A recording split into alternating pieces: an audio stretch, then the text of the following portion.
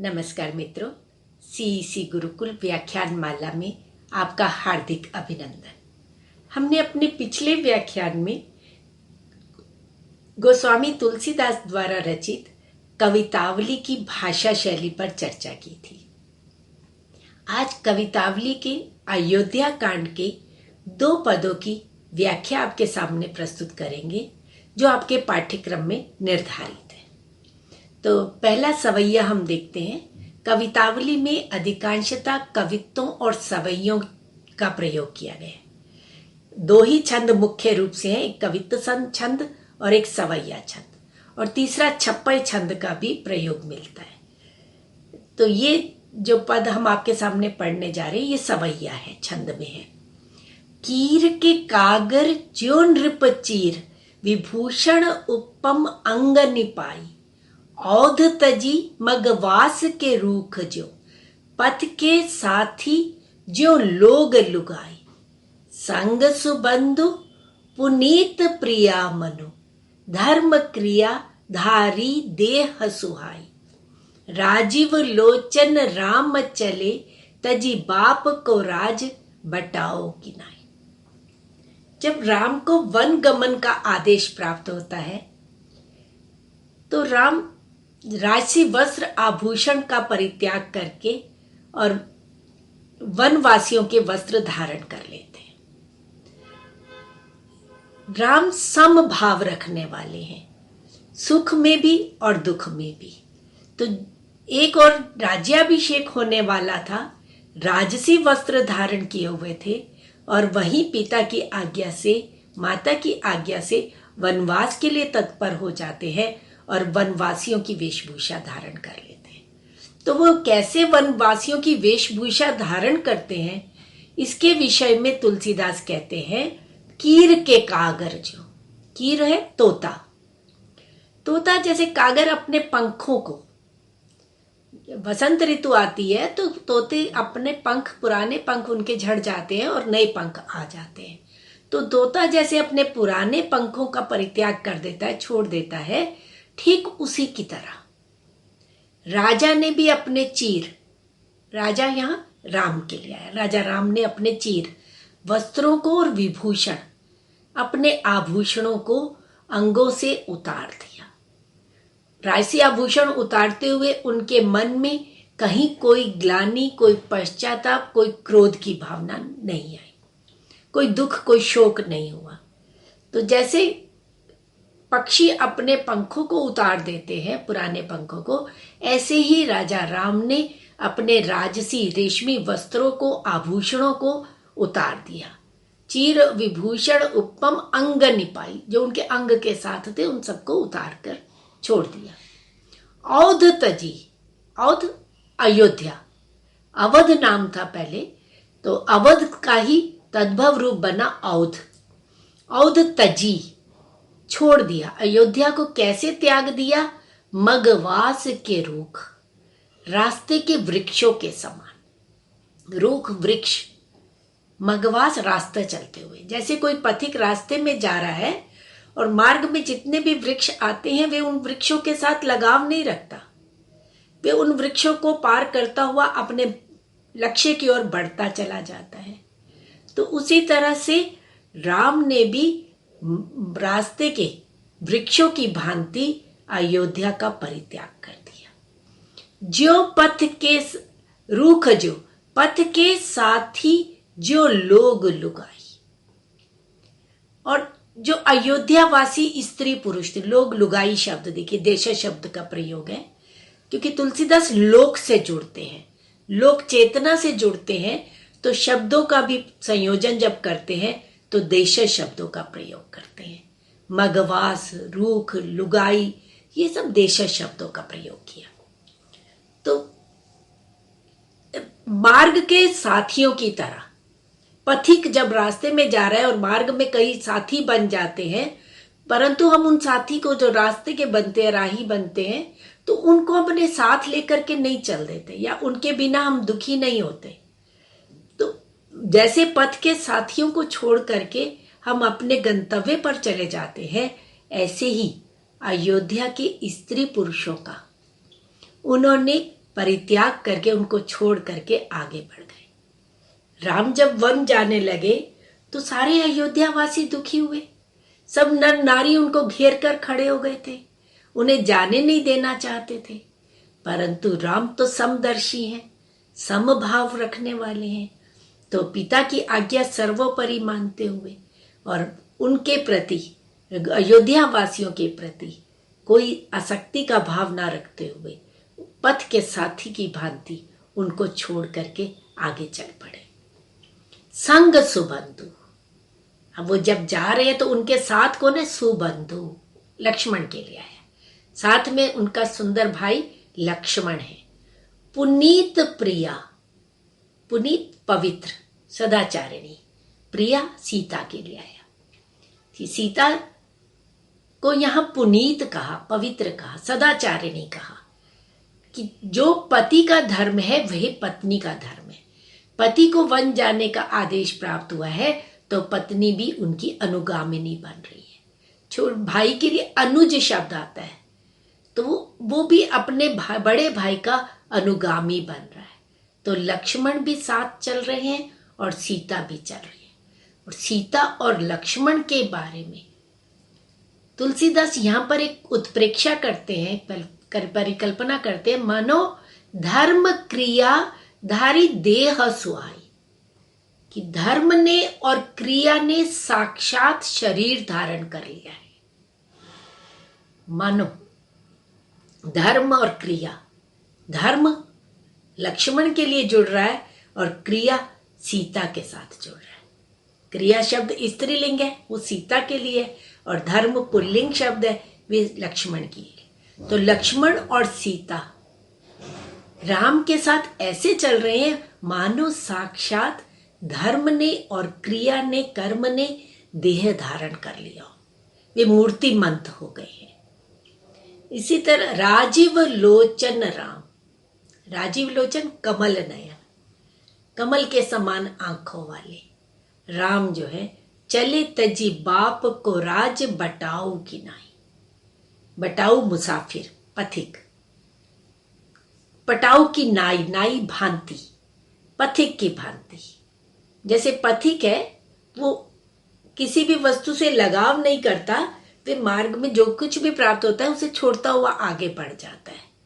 तो वे पिता के राज को बटाऊ की भांति, एक पथिक की भांति, एक मुसाफिर की भांति छोड़कर चल पड़े। तो पिता के राज्य के प्रति कहीं पर भी लोभ नहीं है, प्रलोभन नहीं है। उसको त्यागने के लिए भी मन में कोई ईर्ष्या द्वेष का भाव नहीं है। तो ये राम की समदर्शिता चित्रित करना, उनका समभाव चित्रित करना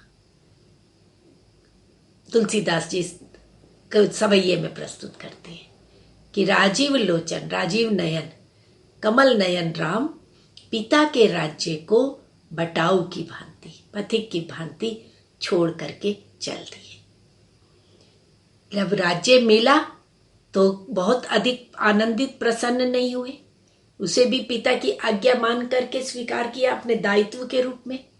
और जब राज्य का परित्याग करना पड़ा तो उसे भी बटाऊ की भांति छोड़ दिया। तो समाज को एक संदेश देते हैं राम के माध्यम से, क्योंकि तत्कालीन सामाजिक स्थितियां ऐसी थी, मुगलों का शासन था और उससे पहले निरंतर शासन होते रहे। शक आए, हूण आए, लोदी आए, अनेक शासक हुए, मुगल आए, तुर्क आए। तो शासन के लिए कैसे भीषण नरसंहार किया जा रहा था, तो उनके सामने आदर्श प्रस्तुत करते हैं भारतीय संस्कृति का, कि यहां तो ऐसे राजा हुए जिन्होंने राज्य का परित्याग बटाऊ की भांति कर दिया, और उनका साथ उनका भाई देता है, उनका साथ उनकी पत्नी देती है। तो कैसे लोभ रहित होकर के, मोह रहित होकर के, तो राम को मोह रहित भी दिखाया। अयोध्यावासी दुखी हो रहे हैं, वे उन्हें नहीं जाने देना चाहते, पर राम उनको पथ के साथी की भांति छोड़ करके चलते हैं। तो लोभ मोह से रहित होकर के, ईर्ष्या द्वेष से रहित दिखाया। भाषा तो ब्रज भाषा है ही, ब्रज का सौंदर्य है। कीर के कागर ज्यो, उपमा अलंकार का सौंदर्य भी है। और पूरे सवैये में अंत्यानुप्रास है, लयात्मकता है, एक चित्रात्मकता है, बिंब हमारे सामने पूरा प्रस्तुत हो जाता है। तो इस तरह से तुलसीदास ने इस सवैया में राम के वन गमन का चित्र प्रस्तुत किया है। तो इसके साथ ही अब हम दूसरा पद देखते हैं, एक अन्य पद की व्याख्या करते हैं। ये अयोध्या कांड का सवैया 5 है, 5 नंबर का है। नाम अजामिल से खल कोटि, अपार नदी भव बूढ़त काढ़े। जो सुमिरे गिरि मेरु सिलाकन, होत अजाखुर बारि दिबाड़े। तुलसी जही के पद पंकज ते, प्रगटी तटिनी जो हरे अग गाड़े। सो प्रभु स्वय सरिता तरि बेकह, मांगत नाव करारे ते ठाड़े। बहुत सुंदर प्रसंग है। ये प्रसंग है जब राम सरयू के किनारे खड़े हुए हैं और वहां पर केवट से कहते हैं कि मुझे नाव से नदी को पार करा दो। तो राम कैसे हैं? पतितों का उद्धार करने वाले हैं, सारे संसार का उद्धार करने वाले हैं, सारे संसार को पार लगाने वाले हैं, और वे स्वयं पार नदी को पार लगाने के लिए विनती कर रहे हैं केवट से। वर्णन करते हैं कि नाम अजामिल से खल कोटि, अपार नदी भव बूढ़त काढ़े। अजामिल जैसे एक पौराणिक कथा आती है। अजामिल एक व्यक्ति था जो भगवान का नाम नहीं लेता था, भगवान का स्मरण नहीं करता था, पर उसके बेटे का नाम नारायण था, तो अपने बेटे को नारायण कहकर संबोधित करता था।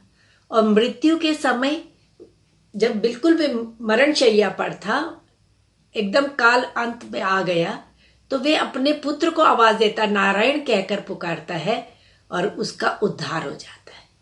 तो उस अजामिल की उदाहरण यहां पर तुलसीदास प्रस्तुत करते हैं कि केवल नाम लेने से कोटि खल, करोड़ों दुष्ट, कैसे अजामिल से, अजामिल जैसे, कि अजामिल जैसे ऐसे करोड़ों दुष्ट, करोड़ों खल नाम स्मरण करने मात्र से तर गए, उनका उद्धार हो गया। जो कैसे थे? अपार नदी भव बूढ़त, अपार संसार नदी में डूब रहे थे, बूढ़त मतलब डूब रहे थे, काढ़े उनका उद्धार किया। ऐसे करोड़ों दुष्टों का जो अपार इस संसार रूपी नदी में डूब रहे थे, संसार के आकर्षणों में डूबे हुए थे, केवल प्रभु का नाम स्मरण करने मात्र से उनका उद्धार हो गया। प्रभु ने उनका उद्धार कर दिया। तो प्रभु का भक्त वत्सल रूप, प्रभु राम का भक्त वत्सल रूप इस सवैया में प्रकट किया है। जो सुमेरे, जो प्रभु के नाम का स्मरण मात्र करता है, गिरि मेरु सिलाकन, होत अजाखुर बारिदि बाड़े। मेरु गिरि, सुमेरु पर्वत जैसे, जो सुमेरु पर्वत है वो भी शिलाकण, छोटी चट्टान, छोटी शिलाखंड जैसा हो जाता है।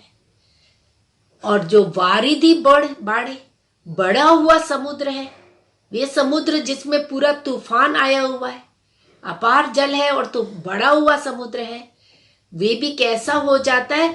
अजाखुर, बकरी के खुर के समान, मतलब इतना छोटा सा हो जाता है। तो प्रभु का नाम स्मरण करने से सुमेरु पर्वत जैसा बड़ा दुख भी शिलाकण के समान छोटा हो जाता है, तुच्छ हो जाता है।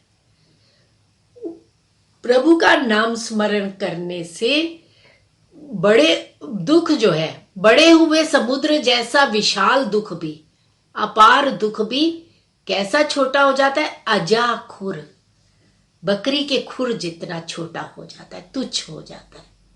तो नाम स्मरण का महत्व बताया गया। तुलसी जई के पद पंकज ते। अब यहां उनके चरण कमलों का महत्व बताया गया। पद पंकज, चरण कमल, कि जिनके चरण कमलों से प्रगति तटिनी गंगा नदी, जिनके चरण कमलों से गंगा नदी प्रकट हुई। और वे गंगा नदी कैसी है? जो हरे अग गाढ़े, अग पाप, बड़े से बड़े, भयंकर से भयंकर पापों को, गाढ़े भयंकर पापों को भी हर लेती है। गंगा नदी के बारे में ये कहा जाता है कि वो इतनी पवित्र नदी है कि जो कोई उसमें स्नान करता है उसके सारे पाप कट जाते हैं, वे पवित्र हो जाता है। और वे गंगा नदी कहाँ से प्रकट हुई है? प्रभु के चरणों से। तो प्रभु के चरणों का प्रभाव है कि जिससे गंगा नदी प्रकट हुई, और वह गंगा नदी सब संसार के लोगों के पापों को हर लेने वाली है। तो प्रभु के चरण कमलों का कितना प्रताप होगा। तो जय के पद पंकज थे, जिनके चरण कमलों से प्रकट हुई गंगा सबके पापों को हर लेने वाली है। बड़े से बड़े गाढ़े अग, बड़े से बड़े पापों को जो हर लेने वाली है, दूर कर देने वाली है। सो प्रभु, ऐसे प्रभु जिनके नाम के इतना महत्व है, जिनके चरण कमलों का इतना महत्व है, वे प्रभु स्वयं क्या कर रहे हैं? सो प्रभु स्वयं सरिता तरी बेक है। सरिता को, नदी को पार करने के लिए, तरने के लिए मांगत नाव को मांग रहे हैं। करारे ते ठाड़े, किनारे पर खड़े होकर के, ठाड़े खड़े होकर, करारे किनारे। देश शब्दों का देखिए कितना सुंदर सहज प्रयोग है। करारे शब्द, ठाड़े शब्द, ये देश शब्दों का प्रयोग। और तत्सम शब्दों का भी प्रयोग हुआ है। खल, कोटि, अपार, मेरुशिला, गिरी, अजाखुर, बारिधि, पद पंकज, तटिनी, सरिता। देखिए कितने सारे तत्सम शब्द हैं। और साथ में देश शब्दों का भी प्रयोग कर रहे हैं। तो शब्द संयोजन तुलसीदास का अद्भुत है, अपूर्व है। वाक्य रचना इनकी इतनी सुगठित है, एक एक शब्द इतना गढ़ा हुआ है कि वो माला सी प्रतीत होती है। इसीलिए कहते हैं कविता करके तुलसी न लसे, कविता लसी पा तुलसी की कला। कि तुलसीदास ने कविता करके, तुलसीदास सुशोभित नहीं हुए, कविता सुशोभित हो गई तुलसीदास से, कविता धन्य हो गई। तो ये तुलसीदास का शब्द संयोजन देखिए, उनका अलंकारिक सौंदर्य देखिए, छंद में कितनी सुंदर प्रवाहमयता है, लयात्मकता है, एक पूरा बिंब प्रस्तुत हो रहा है। तो इस एक छोटे से सवैये में भक्ति भाव भी प्रकट हुआ है तुलसीदास का, प्रभु का भक्त वत्सल रूप प्रकट हुआ है, उनके नाम स्मरण की महिमा यहाँ पर प्रस्तुत की गई है। और प्रभु कैसे विनम्र है, वे चाहते तो नदी को पार, जब आप असंख्य लोगों को का उद्धार कर सकते हैं, उनको इस भव नदी से पार पहुंचा सकते हैं, तो क्या वे स्वयं समर्थ नहीं है? स्वयं पार जाने में समर्थ नहीं है? वे स्वयं सर्वसमर्थ होते हुए भी सामाजिक मर्यादा का पालन करते हैं, अपने भक्तों का उद्धार करते हैं। केवट का उद्धार करना है, निषाद राज का उद्धार करना है, इसलिए किनारे खड़े होकर के केवट से नाव मंगवाते और उन्हें पार उतारने के लिए कहते।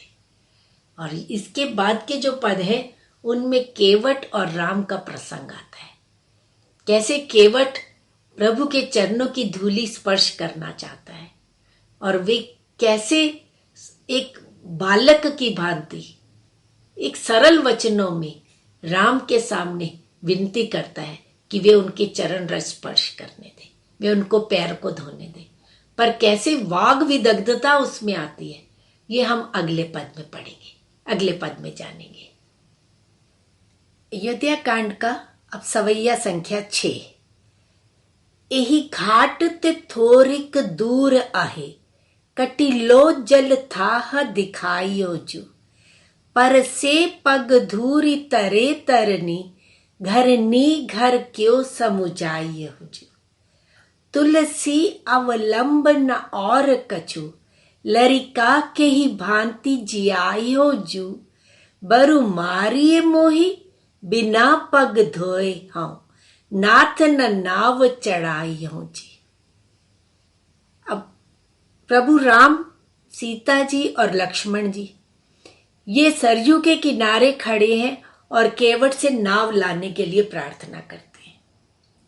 अब केवट प्रभु के चरण रज स्पर्श करना चाहता है, उनकी चरणों को धोना चाहता है और उस धूलि का रस का पान करना चाहता है, परंतु वे किस तरह से अपनी वाग विदग्धता से प्रभु के गुणों का गान करता है, वह तुलसीदास की इन सवैयों में दिखाई देता है।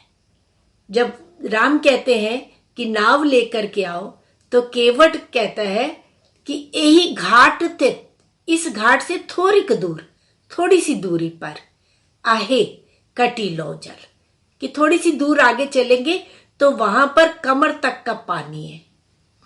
कि कमर तक पानी होता है तो उसको बिना नाव के भी पार किया जा सकता है। तो था दिखाइयो जो, कि मैं वहां का स्थान, था मतलब स्थान, दिखा देता हूं, कि मैं आपको वे स्थान दिखा देता हूं जहां पर कमर तक का पानी है। तो आपको वे स्थान दिखा देता हूं, आप वहां से पार कर जाइए। यही घाट, इस घाट से थोड़ी दूर पर आहे कटी लो जल, कि आहे है कटी तक, कमर तक का पानी है, तो मैं वे स्थान आपको दिखा देता हूं। अब मैं आपको अपनी नाव पे क्यों नहीं चढ़ाना चाहता, उसका क्या कारण है, वो दूसरी पंक्ति में कहते हैं कि पर से पग धूरी, पग धूरी पैरों की धूल, चरण रज, पैरों की धूल का पर से स्पर्श करने से तरे तरनी, यदि मेरी नाव तर गई, यदि आपके पैरों का स्पर्श करने से मेरी नाव तर गई, तो घरनी घर क्यों समुझाई जू। तो मैं घर जाकर के घरनी, अपनी पत्नी को क्या कह के समझाऊंगा, क्योंकि प्रभु के चरण रज का ही महात्म्य है कि अहिल्या जैसी जो पाषाण हो गई थी वे भी तर गई। तो एक शिला को स्पर्श करने से, एक शिला को चरण धूलि का स्पर्श मिलने से जब उसका उद्धार हो गया, वे तर गई। और मेरी ये नाव तो लकड़ी की बनी हुई है, और अगर ये नाव तर गई, वे स्त्री बन गई, तो मैं अपनी पत्नी को जाकर के क्या समझाऊंगा, उसे मैं क्या बताऊंगा। तुलसी अवलंब न और कछु, अवलंब आश्रय, सहारा, कि इस नाव के अतिरिक्त मेरा तो आजीविका का कोई और साधन ही नहीं है। मैं तो कुछ और जानता भी नहीं और मेरे पास कोई और साधन भी नहीं है। लरिका, अब छोटे छोटे बच्चे हैं तो के ही भांति, कैसे किस प्रकार से जियाई हूं जू, मैं उनका पालन पोषण करूंगा, उनको मैं कैसे उनका भरण पोषण करूंगा। तो मेरे पास तो आजीविका का साधन एकमात्र यही नाव है। और इस नाव को अगर आपके चरण स्पर्श मिली और वे स्त्री बन गई, जैसे अहिल्या पत्थर थी और वे इस चरण रज का स्पर्श करते ही स्त्री बन गई, तो अगर मेरी नाव भी स्त्री बन गई तो मैं अपना परिवार कैसे चलाऊंगा, छोटे छोटे बच्चों का भरण पोषण कैसे करूंगा। लरिका के ही भांति, के ही भांति किस प्रकार से अपने लड़कों, लरिका छोटे छोटे बच्चों के लिए आया, कि उनको मैं कैसे उनकी भरण पोषण करूंगा। बरु मारिए मोही, आप बरु भले ही मुझे मारिए, मुझे दंड दीजिए, मैं उस दंड को स्वीकार करने के लिए तैयार हूं। आप मुझे दंड दीजिए, बिना पग धोए, आपके पैरों को धोए बिना, आपके पैर पखारे बिना हूं मैं, नाथ न नाव चढ़ाई हो जो, मैं आपको नाव पर नहीं चढ़ाऊंगा। अब यहां मित्रों नाव पर वो चढ़ाने के लिए मना नहीं कर रहा है। वो ये नहीं कहता कि मैं आपको अपनी नाव, यहां वो एक तरह से व्याज स्तुति है कि ऊपर से तो लग रहा है कि वे मना कर रहा है, पर वास्तव में वे प्रभु के चरण रज स्पर्श करना चाहता है। उनके चरण की जो धूली है उसकी महिमा का वर्णन कर रहा है कि उस धूली का स्पर्श करने से तो पत्थर तक का, एक पाषाण तक का उद्धार हो जाता है, तो फिर मेरा उद्धार कैसे नहीं होगा। तो वे अपना स्वयं का उद्धार करना चाहता है, प्रभु की चरण रज पाना चाहता है, और इसके लिए तुलसीदास वाग विदग्धता का प्रयोग करते हैं। एक रोचक प्रसंग की कल्पना करते हैं कि किस तरह से केशव प्रभु को प्रार्थना करता है कि वे उन्हें अपने चरण धूलि को स्पर्श करने दें, उन्हें चरणों की रज प्रदान करें जिससे उसका उद्धार हो जाए। आगे के पदों में वो वही है कि वे बार बार प्रभु राम से प्रार्थना करता है उद्धार करने के लिए, चरण रज स्पर्श करने के लिए। और जब आज्ञा प्राप्त हो जाती है, जब वो देखते हैं कि प्रभु राम प्रसन्न है और उन्होंने मुझे आज्ञा दे दी है, तो वो केवल अपना ही उद्धार नहीं करता है, अपने पूरे परिवार को, पूरे कुटुंब को बुला करके लाता है और बार बार सभी उनके चरण रज को स्पर्श करते हैं, सभी उसका अमृत रस का पान करते हैं। और फिर इस तरह से और प्रभु राम केवट को गले लगाते हैं। तो जो एक वर्ण व्यवस्था की बात थी, छोटी बड़ी जाति का भेदभाव, वे समाप्त है। प्रभु राम के समक्ष सभी जातियों के लोग समान हैं। वो शबरी को भी गले लगाते हैं, केवट को वो अपना मित्र बनाते हैं, उसके साथ मैत्री संबंध स्थापित करते हैं। तो इस तरह से प्रभु को एक और भक्त वत्सल दिखाते हैं और दूसरी ओर सम मैत्री भाव से युक्त दिखाते हैं। उनके लिए वो समदर्शी है, छोटा बड़ा कोई भी नहीं है। तो इस प्रभु की चरण रज की धूलि का महत्व, चरण रज का महत्व इस पद में दर्शाया गया है। ब्रज भाषा का सौंदर्य है, अंत्यानुप्रास भी है और संवादशीलता है, संवाद धर्मिता है, संवाद शैली है। केवट प्रभु राम के कैसे संवाद स्थापित करते हैं और संवाद कितना रोचक है, पाठकों को वो शीघ्र ही अपनी ओर आकर्षित कर देने वाला है। तो इस तरह से मित्रों, आज हमने कवितावली के अयोध्या कांड के 3 पदों की व्याख्या की। शेष पदों की व्याख्या हम अपने अगले व्याख्यान में करेंगे। धन्यवाद।